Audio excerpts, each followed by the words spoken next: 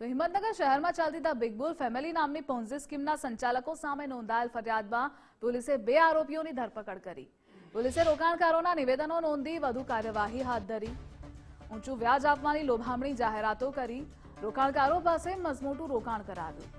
બાદમાં સંચાલકો દ્વારા રોકાણકારોને મૂડી અથવા વળતર ન ચૂકવી છેતરપિંડી આચરી હોવાની ફરિયાદ નોંધાઈ. પોલીસ દ્વારા 6 આરોપીઓ સામે ફરિયાદ નોંધવામાં આવી, જે પૈકીના 2 આરોપીની પોલીસે ધરપકડ કરી પૂછપરછ હાથ ધરી.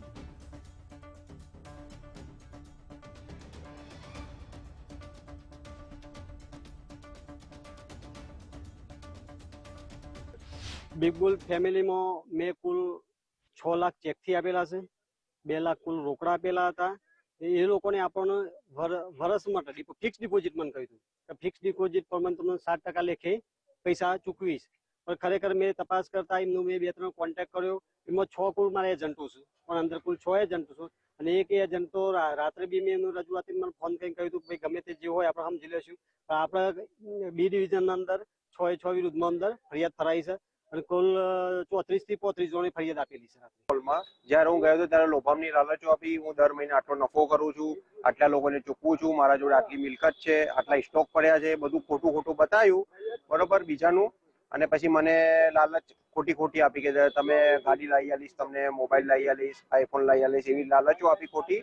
અને કે તમે રોકાણ કરો અહીંયા, હું તમને બાંહેધરી આપું છું. અને એની ઓફિસમાં બીજા બધા બી એના પાર્ટનરો હતા ઓફિસમાં બરોબર, ખોટી લાલચો આપી.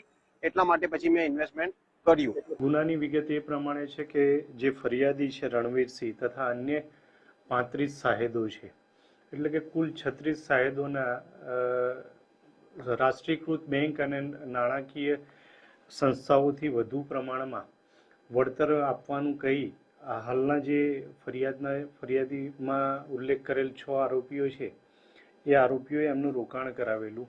એ રોકાણની રકમ 36 જણની થઈને 1,44,55,000 જેટલી થાય છે, જેની તપાસ હાલ B division police inspector Shri કરી રહેલ છે.